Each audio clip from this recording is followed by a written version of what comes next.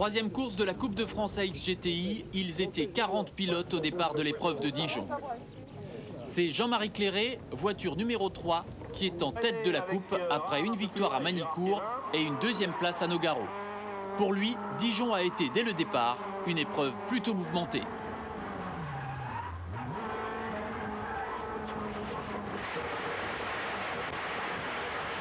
À Dijon, c'est David Henry, voiture numéro 9, qui obtient la pole position. Mais il n'est pas encore dangereux au championnat, il n'est que 15e du classement provisoire.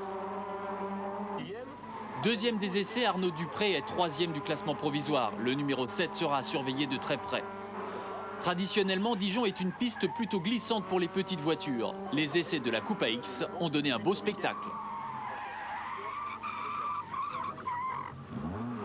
Sur la grille de départ, la première ligne est donc occupée par David Henry et Arnaud Dupré.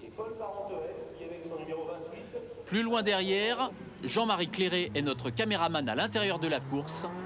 Il tente d'entrer, de ravir la place du numéro 12, Frédéric Lenoir. Devant, c'est David Henry, le pilote de la Haute-Marne, qui prend le meilleur départ sur ce circuit qu'il connaît très bien. Henry devance Amourette, Gonneau et Busson. Quant à Dupré, parti en première ligne, il s'est laissé enfermer. Profitant de l'aspiration de la ligne droite, Amourette s'empare du commandement devant Gonneau. Henry rétrograde alors à la 4e place. Derrière, la lutte est serrée entre Clairet et devant lui, Vives et Cantarel. Les trois hommes créent une belle pagaille. Ils doublent presque simultanément Arnaud Dupré, le numéro 7. Jean-Marie Clairet se retrouve alors à la 9e place derrière Vives.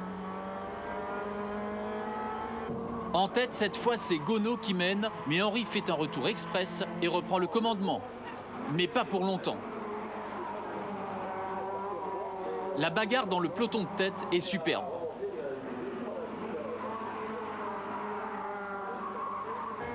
Illustration parfaite du phénomène d'aspiration sur la ligne droite. Plus on se rapproche de la voiture devant, plus on est aspiré.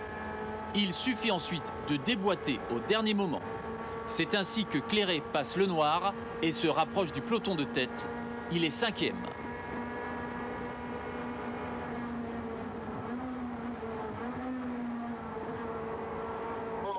À cet instant, le classement est le suivant. Amourette, Henry, Gonneau, Busson et Clairet. C'est encore dans la ligne droite que la course rebondit. En Coupe AX, tout est possible. Henry a rétrogradé à la 4e place. Il profite du dépassement des attardés pour reprendre la 2e place au bout de la ligne droite. Busson est impuissant. Seul Amourette réussit à conserver le commandement.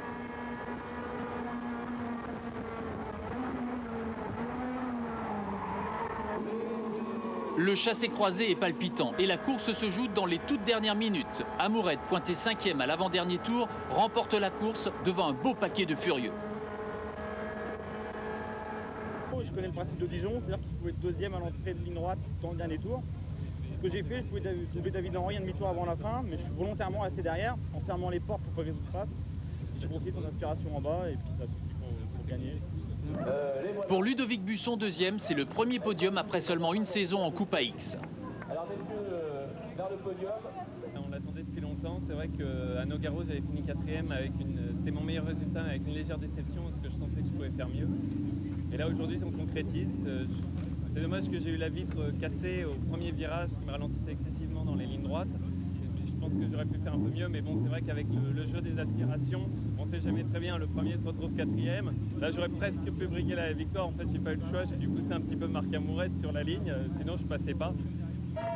Mais c'est finalement Arnaud Dupré, 3e, qui réalise la meilleure opération de la journée en prenant la tête du classement provisoire. Je crois qu'au 2e tour ou 3e tour, je me suis retrouvé 12e. Et après, je me suis concentré pour remonter très vite, donc avec beaucoup d'aspiration et des gros freinages. J'ai essayé de doubler un petit peu partout. Et après, je suis remonté sur le groupe de tête et je suis passé 3 sur la ligne d'arrivée. Prochaine épreuve, Croix-en-Ternois, le 9 juillet prochain.